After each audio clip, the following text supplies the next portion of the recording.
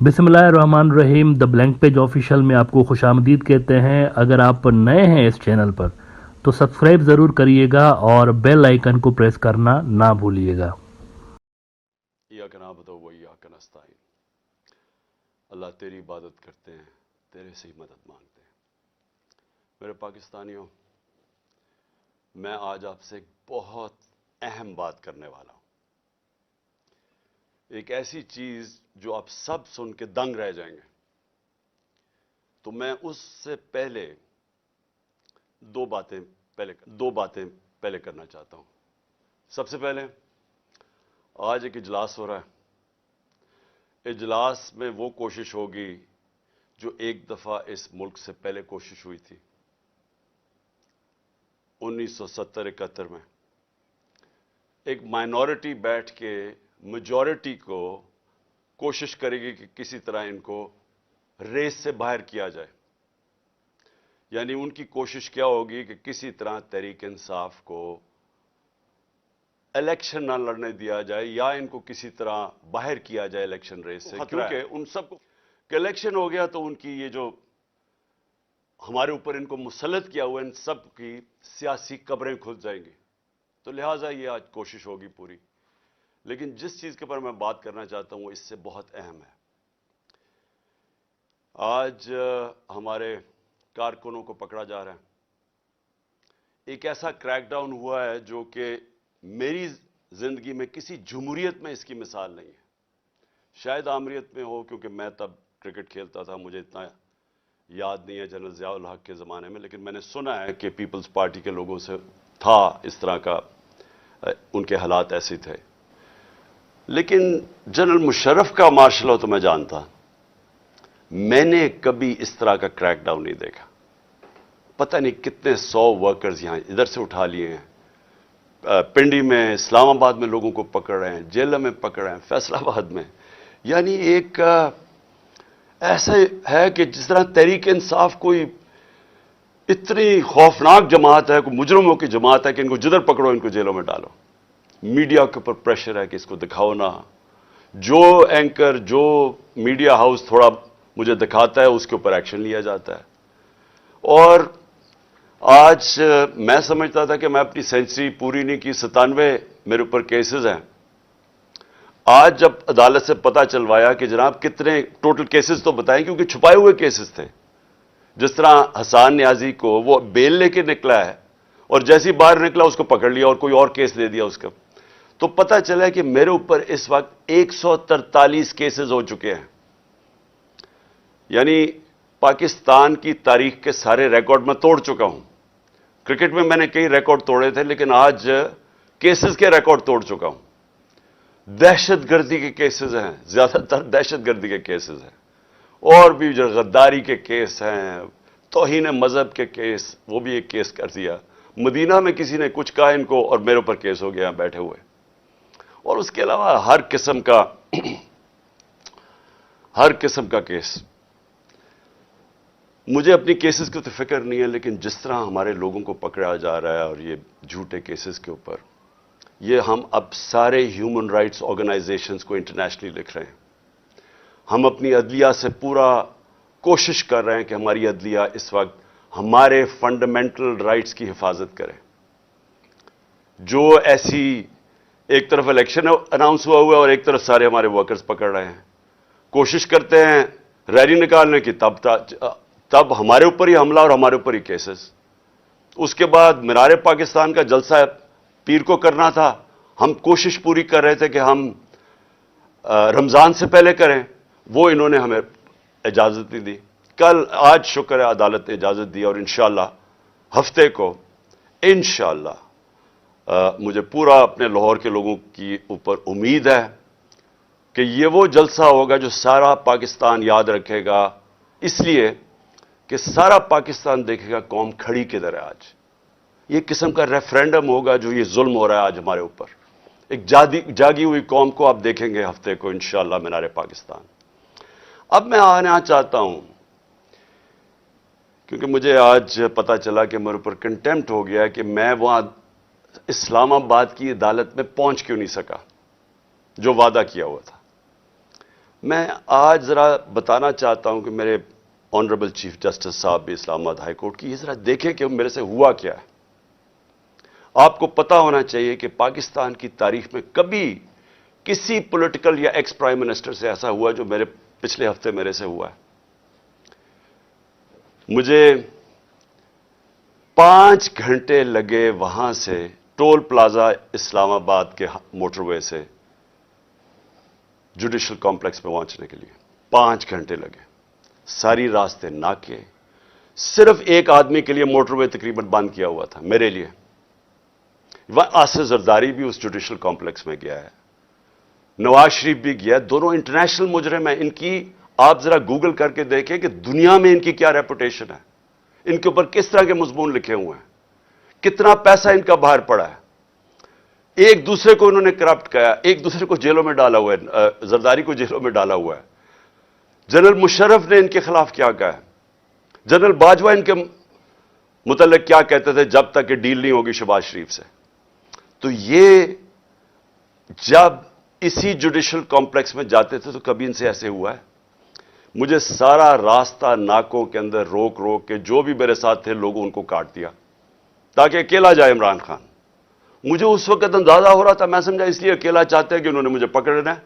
میں ذہنی طور پہ تیار تھا کہ آج یہ مجھے پکڑ لیں گے، کیونکہ یہی تو یہاں سارا ڈرامہ زمان پاک کے باہر ہوا، جو فوج آئی ہوئی ہے، 3 طرف سے حملہ ہو رہا ہے زمان پاک کے، پتہ نہیں کون مجرم یہاں چھپا ہوا ہے۔ تو جس طرح کی فوج وہاں اکٹھی کی ہوئی تھی، کبھی کسی کے لیے ایسی فوج اکٹھی کی ہے؟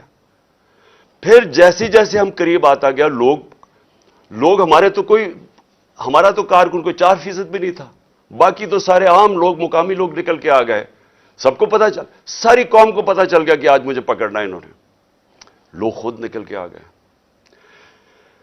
جیسے ہی میں پاس جاتا رہا تو میں نے دیکھا کہ پولیس کی نفری بڑھتی گئی اور ہمارے اوپر اٹیک ہو گیا ٹیئر گیس کا۔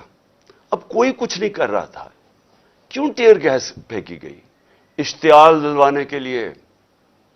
مجھے نظر آیا کہ یہ تو ایک کوشش کی جا رہی ہے کو تصادم کرنے کے لیے۔ پھر میں رکا اور میں چاہتا ہوں چیف جسٹس صاحب اب دیکھیں میرے سے ہوا کیا ہے۔ پھر آگے گیا، پھر ٹیئر گیس شیلنگ ہو گئی۔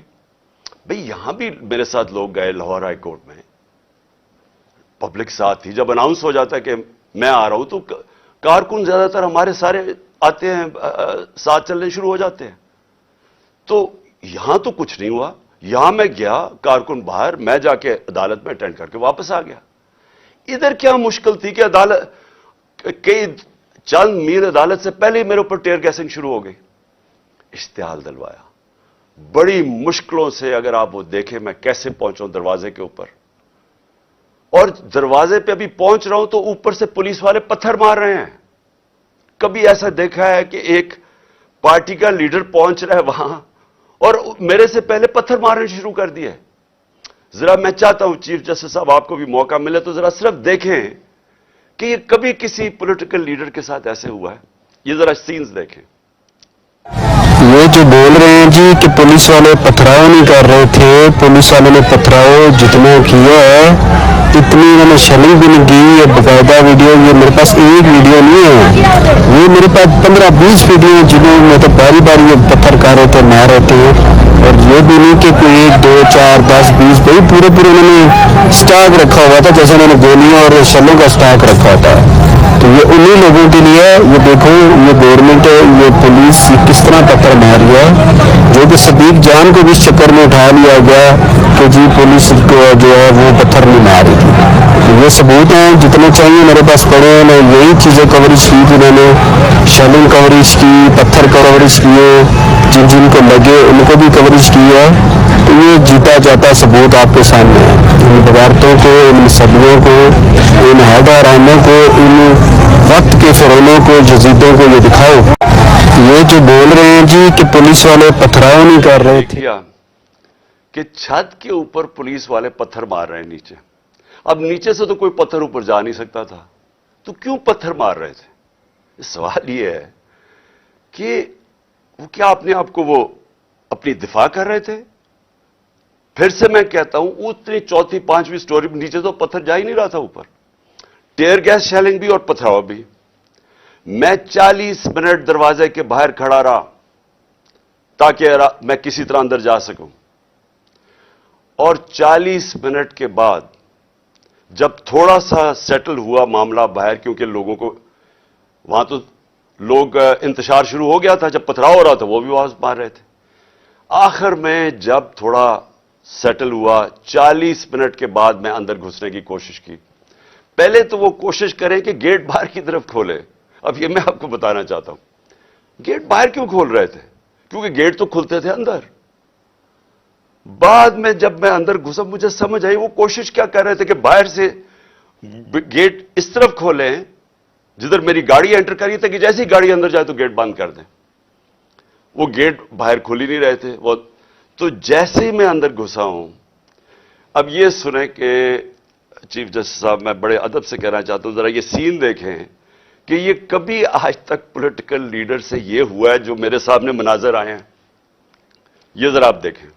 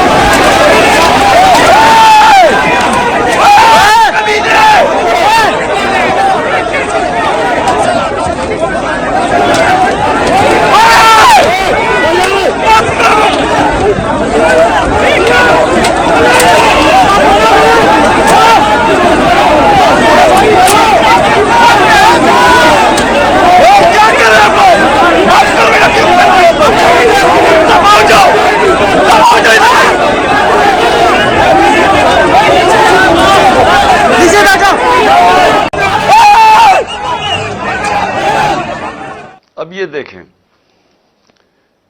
کہ یہ جو مناظر تھے، میں پوری کوشش کر رہا ہوں، 5 گھنٹے لگے یہاں پہنچنے کے لیے، کسی طرح میں جا کے اپنی پیشی کروں عدالت میں. کوئی اس میں پیشی کر سکتا تھا اپنی؟ جان بچا کے باہر نکلے. وہ پلان بنا ہوا تھا پورا. یہ نہیں کہ آگے والے پولیس والے ڈنڈے مار کے کوشش کر رہے تھے کوئی اندر نہ آئے، پیچھے سے وہ ڈنڈے کیوں چلا رہے تھے؟ تصادم کرنے کے لیے. پلان کیا تھا؟ پلان یہ تھا کہ جیسے میں نے اندر جانا تھا دروازے انہوں نے پیچھے بند کرنے تھے. وہ ایف سی، پولیس، اتنی تعداد میں نامعلوم افراد جو میں نے پہلے دکھایا آپ کو، جو اپنے وہ چیزیں پکڑ کے اندر گھس گئے تھے، جن کے پاس پسٹلز تھے، وہ اتنی بڑی فورس اندر تھی، مجھے بند کر دینا تھا. اور یہ میں جا آپ کو بتاؤں کہ پلان یہ تھا کہ مرتضی بھٹو ٹائپ قتل کرنا تھا انہوں نے. آپس میں نورا کشتی کرنی تھی. وہ جی تصادم میں وہ مارا گیا. یہ پلان تھا.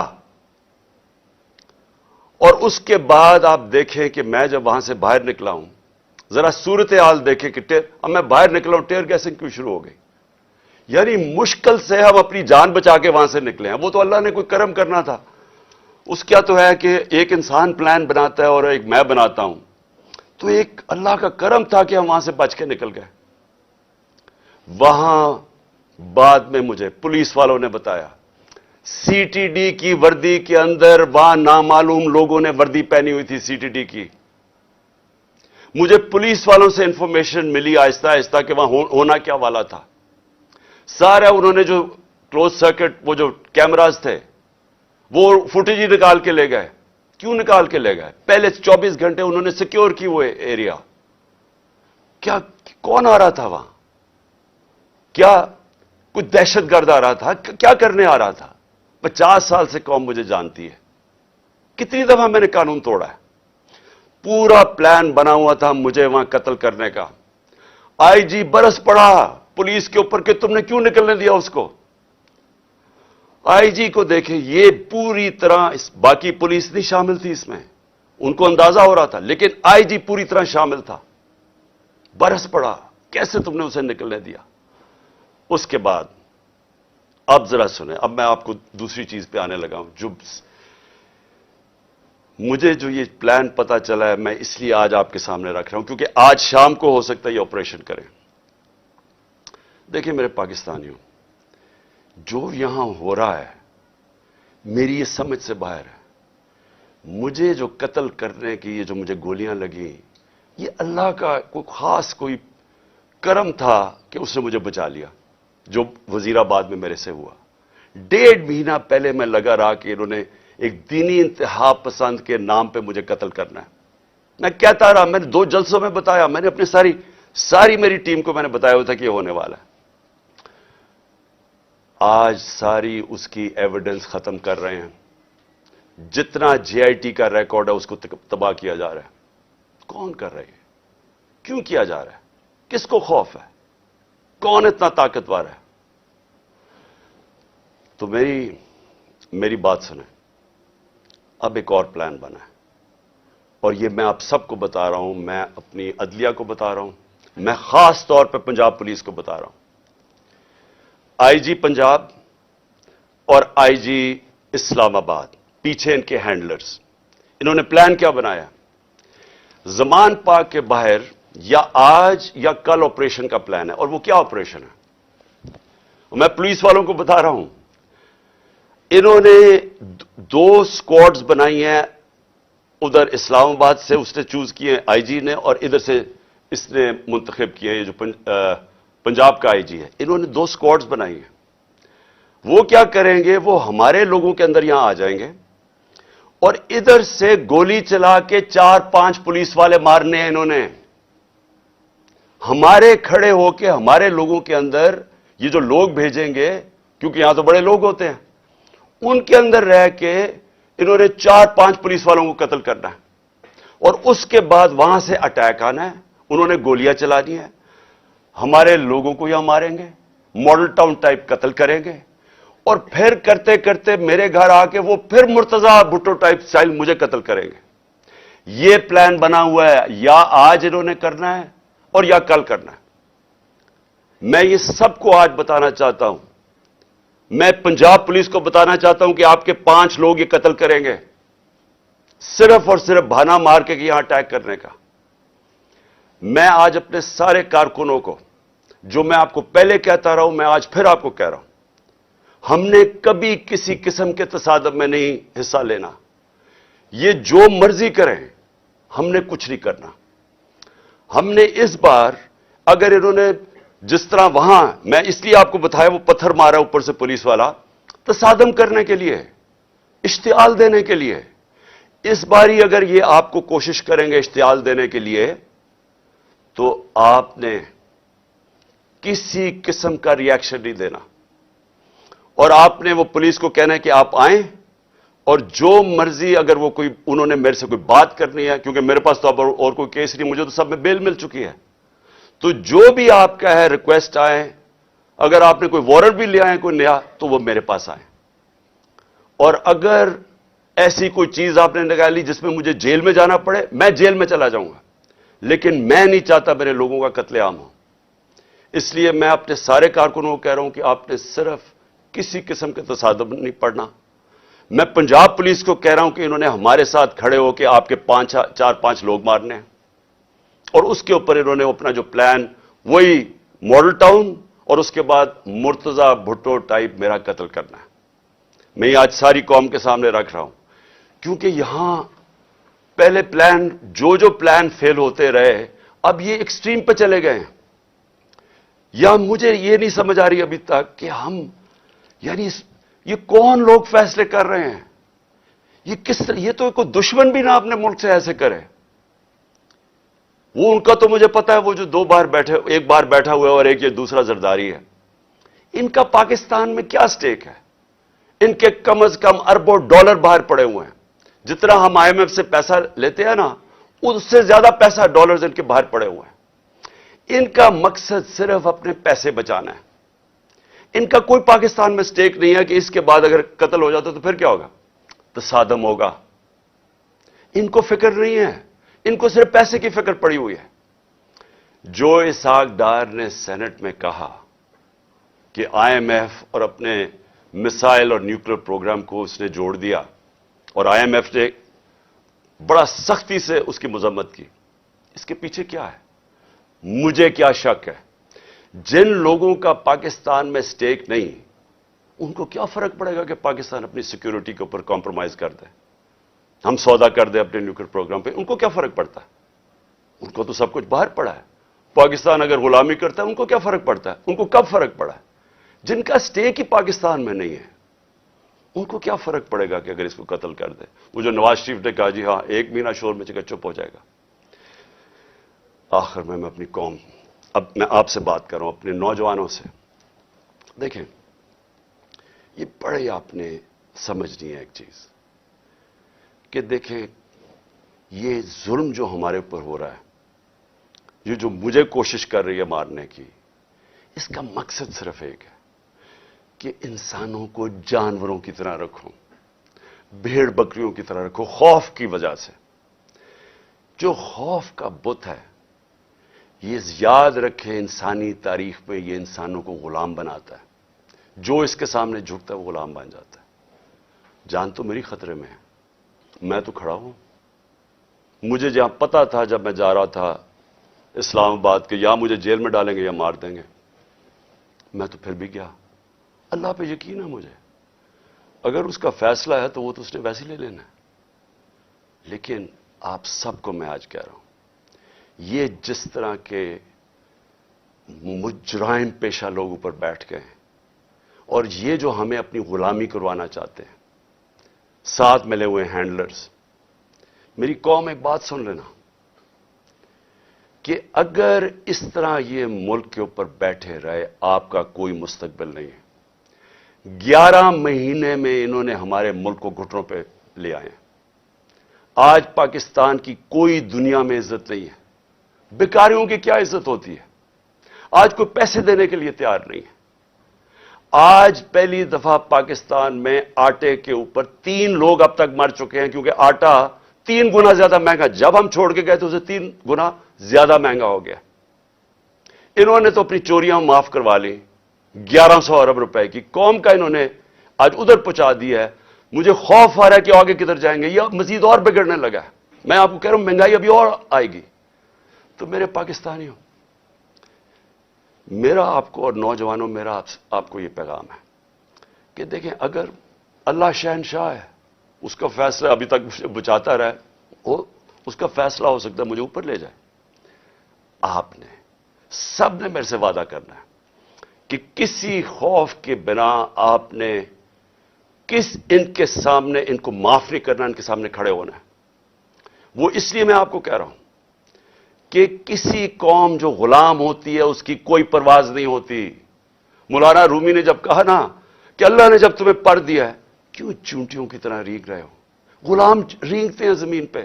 علامہ اقبال کی ساری شاعری غلام مسلمان جو ہندوستان میں تو ان کو جگانے کی شاعری تھی, کیونکہ وہ جگاتے رہ کے کہتے وہ شاہین بنو, زنجیریں توڑو, اوپر جاؤ. اور زنجیر سب سے جو زنجیر ہمیں زمین پہ رکھتی ہے وہ خوف کی زنجیر ہے. ہمارے لوگوں کو پکڑ رہے ہیں, خوف ہراساں پلا رہے ہیں. کوئی آپ کو سمجھنا چاہیے کہ زندگی موت بھی اللہ کے ہاتھ میں ہے. کوئی آپ کو ذلیل نہیں کر سکتا کیونکہ عزت ذلت اس کے ہاتھ میں ہے. اور یہ جو پولیس والوں سے غلط کام کرواتے ہیں, میں سارے پولیس والوں سے اور جو بھی تنخواہ دار ہیں, سرکاری محکمے میں رینجرز ہیں, سب ہیں, میں آپ سب کو ایک چیز کہنا چاہتا ہوں, اپنی رزق کے غلام نہ بنیں, اپنی تنخواہ کے غلام نہ بنیں. اپنا جو ضمیر ہے, اللہ کا حکم ہے امر بالمعروف سب انسانوں کے لیے کہ اچھائی کے ساتھ کھڑے ہو, برائی کے خلاف کھڑے ہو, رائے حق پہ کھڑے ہو, انصاف کے ساتھ کھڑے ہو, انصاف کے لیے جہاد لڑو. ساروں کو میں اپنے نوجوانوں کو خاص طور پہ کہنا چاہتا ہوں کہ دیکھیں اگر آپ اس وقت پرامن طریقے سے احتجاج نہ کیا آپ نے, یہ ظلم جو ہو رہا ہے اس ملک سے, ہمیشہ کے لیے آپ غلامی کریں گے اور غلامی ان چوروں کی کریں گے. کوئی آپ کا مستقبل نہیں ہے. اب تک 8-9 لاکھ پاکستان کے پروفیشنلز ملک چھوڑ کے چلے گئے ہیں. جو چھوڑ کے جاتے ہیں کئی ان میں سے بزنسز تھیں, بے روزگار کر کے چلے گئے لوگوں کو. پڑھے لکھے جو ملک پیسہ خرچ کرتا ہے جن کے اوپر, وہ چھوڑ کے چلے گئے. شوکت خانم سے 4 بڑا مشکل ہے کینسر کے اسپیشلسٹ ڈاکٹرز, 4 ہمارے اہم ڈاکٹرز وہ چھوڑ کے چلے گئے. لوگ مایوس ہو گئے ہیں. یہ طریقہ نہیں ہے چھوڑ کے جانے کا، کھڑے ہو کے لڑنے کا ہے، جہاد لڑنے کا ہے۔ اور آپ سب کو، میں جیل میں جاتا ہوں یا مجھے یہ کچھ کر دیتے ہیں، آپ سب نے کھڑے ہونا ہے، کبھی ہار نہیں ماننی، آخری گیند تک مقابلہ کرنا ہے آپ نے۔ اور میں سمجھتا ہوں کہ اللہ واضح طور پہ قرآن میں کہتا ہے کہ میں کبھی کسی قوم کی حالت نہیں بدلتا جب تک وہ خود اپنی حالت بدلنے کی کوشش نہ کرے۔ یہ جو پلان بنایا ہوا ہے آج کا، میں پھر سے بتا رہا ہوں ساری قوم کو کہ یہ کرنے جا رہے ہیں، لیکن مجھے جو افسوس ہے کہ دیکھیے ان کے ذہن، پنجاب پولیس کے لوگ مار دیں گے خود ہی۔ یہ پہلے بھی انہوں نے اس طرح کی حرکتیں کی ہوئی ہیں، جن کے اندر نہ کوئی انسانیت ہے، نہ ان کو کچھ سوچ ہے۔ ان کے بیوی بچے ہوں گے، ان کو مار دیں گے، صرف اس لیے کہ عمران خان کو ہمارے لوگ مارے اور تاکہ موومنٹ ختم ہو جائے۔ اس سے موومنٹ نہیں ختم ہونے لگی، یہ ایک آگ کی طرف جا رہا ہے۔ یہ وہ چاہے گا جو اس ملک کا دشمن ہے کہ ملک میں تباہی مچ جائے، سول وار ہو جائے، تباہی ہو جائے۔ یہ کس طرف جائے گا ملک؟ سارے پاکستانیوں کو میں بتانا چاہتا ہوں کہ یہ جو اوپر بیٹھ کے ملک کے فیصلے کر رہے ہیں، ان سے بڑے غدار کوئی نہیں ہے۔ کون آدمی اس طرح سوچ سکتا ہے کہ اپنے ملک میں صرف اپنی چوری بچانے کے لیے اور اپنی جائیدادیں اور جو چوری کا پیسہ باہر پڑا ہے وہ بچانے کے لیے اس ملک تباہی کی طرف جائے اور انتشار ہو؟ انشاءاللہ آپ سب سے ہفتے کی رات کو تراویحاں کے بعد مینار پاکستان میں ملاقات ہوگی، اور میں آپ کے سامنے اپنا پروگرام رکھوں گا۔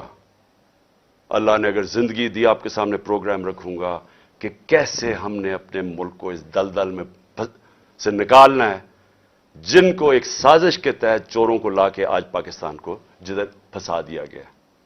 پاکستان